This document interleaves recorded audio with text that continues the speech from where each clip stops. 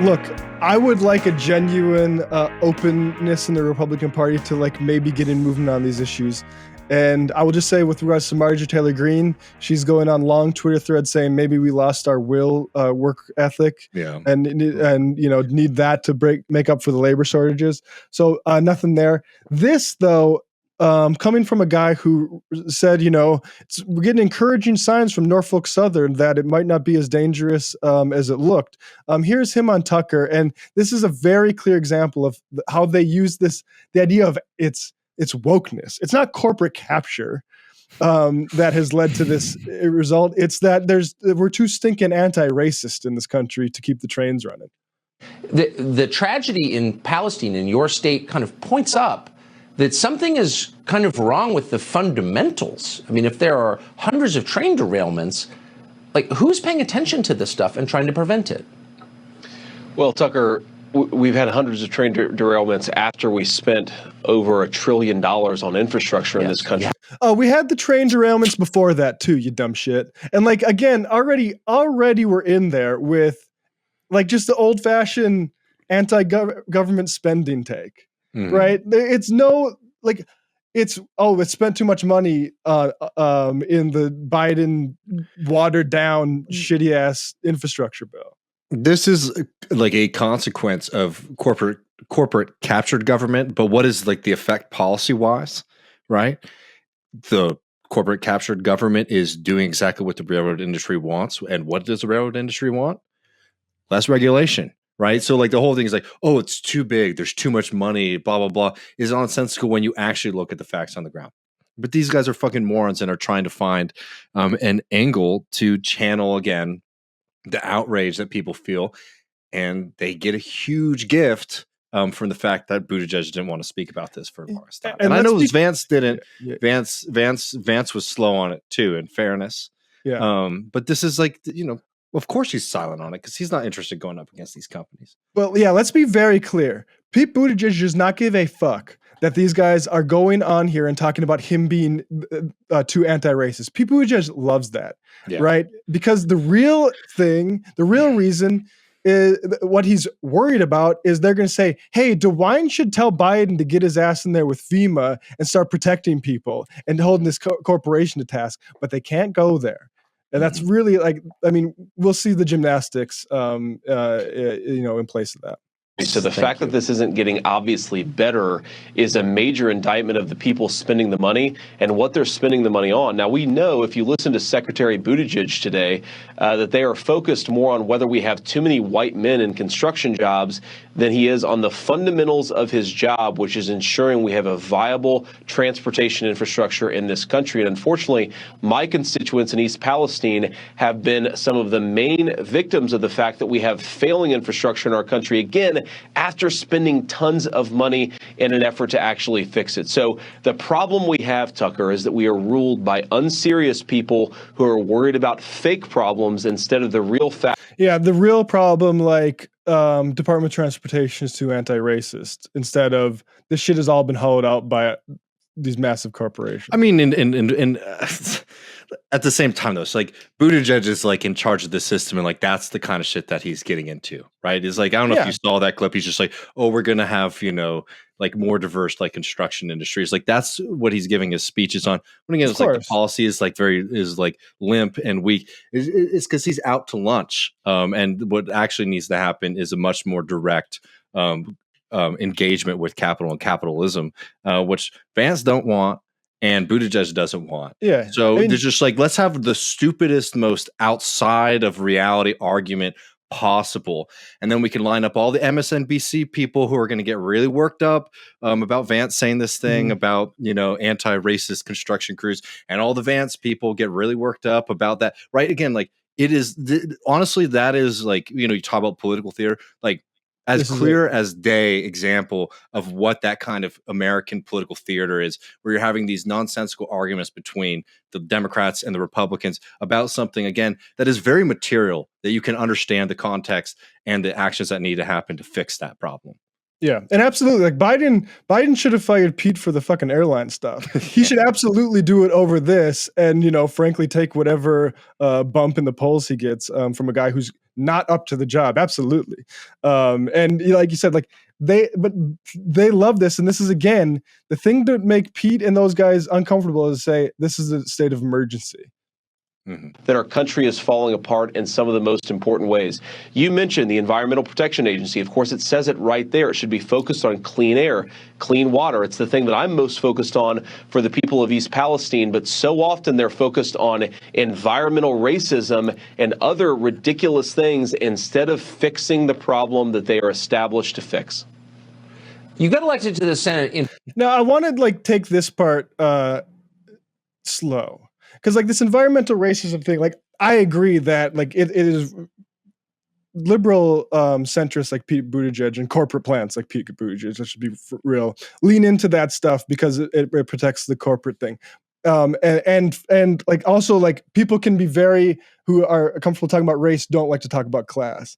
This part is very interesting though, because they describe it as if this is just some sort of race thing, but the residents of East Palestine, to my knowledge, like maybe I don't know the demographics at all, frankly, but basically Vance is going to pivot from the race thing to saying, oh yeah, people are focusing on the poor residents of East Palestine, but that's class, that's not race.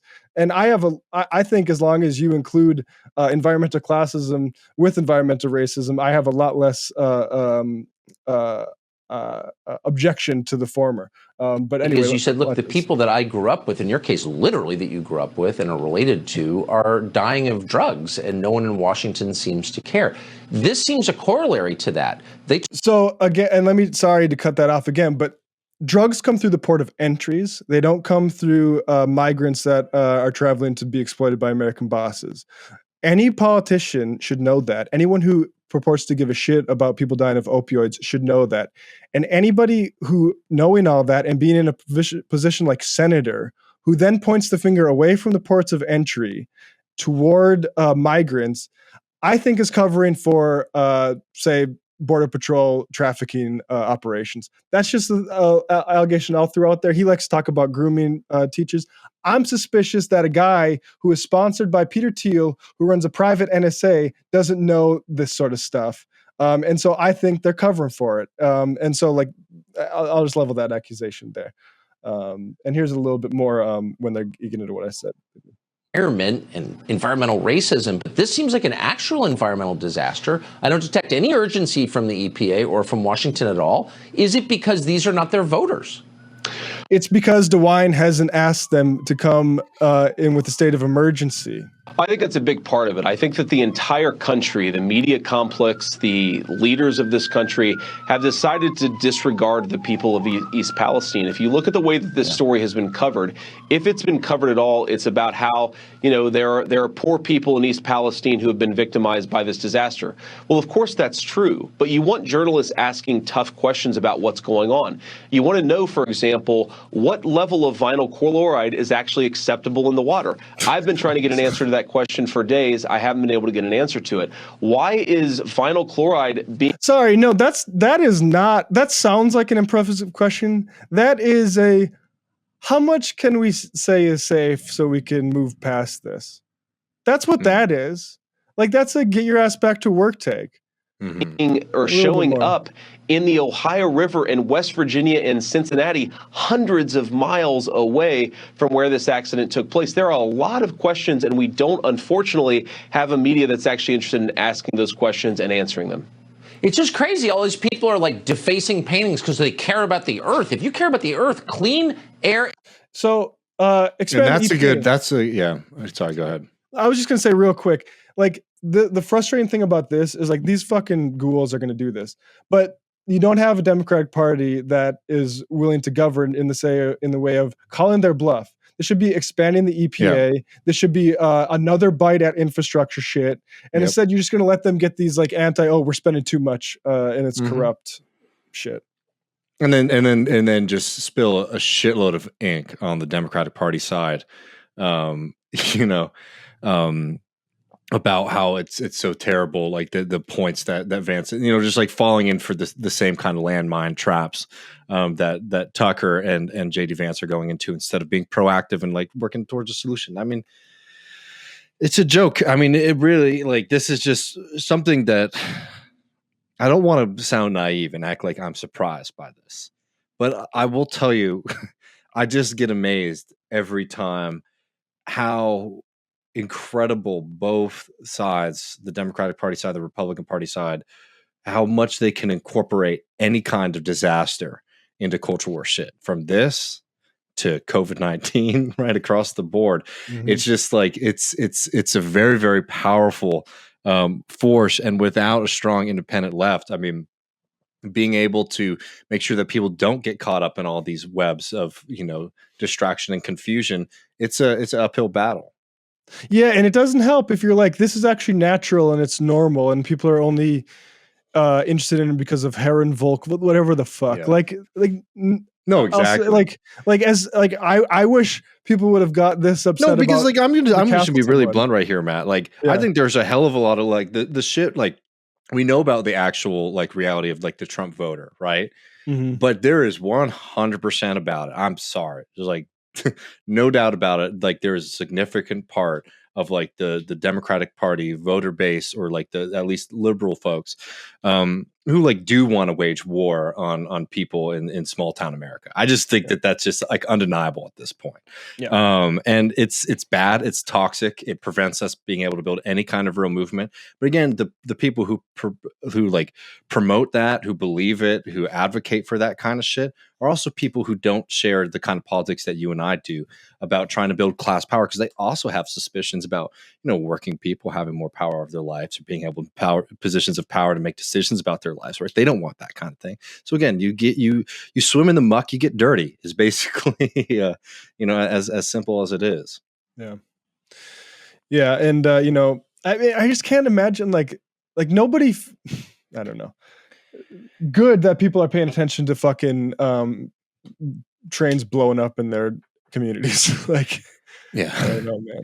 No, I mean, but again, like, trains blowing up and like the discourse around it is probably the stupidest, most abstracted, nonsensical thing. And that's basically where we're at with the media, where we're at with politics in this country, and why we desperately, desperately need to start building an alternative. Because it's just not like, it works for these folks. It works for Pete Buttigieg. It works for Joe Biden. It works for JD Vance. It works for Tucker Carlson. It works really well for them.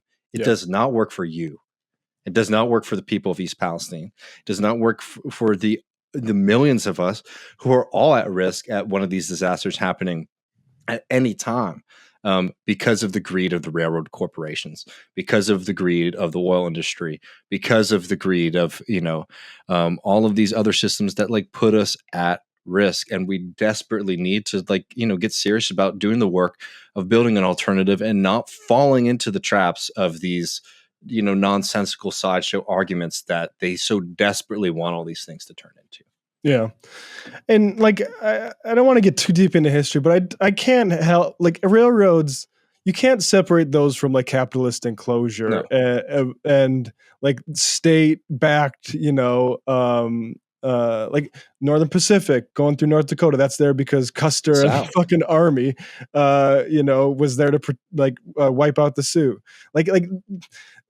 And that's true. The Union Pacific, it's like how we solidified our conquering of this continent as a nation. Mm-hmm. Like, this should be collectively owned. The idea that fucking shareholders are pulling profits out of these things as they weaken and degrade is absolutely obscene. So you see, like, I saw a story like Chinese social media users celebrate the fucking thing. It's like, it's a fucking embarrassment that we're doing this. Like, it is. And that the one in Houston, like, oh, that was a semi hit in the thing, so maybe no, that's still an embarrassment.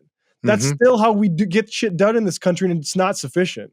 And it's all done in the shabbiest way, so the most possible profit can go to people that are sitting on their ass. Yeah. No, I mean, I was going to say cliche wake up call, but it's just like, every day there's a Been wake hitting the call snooze about button, this yeah. kind of thing, you know.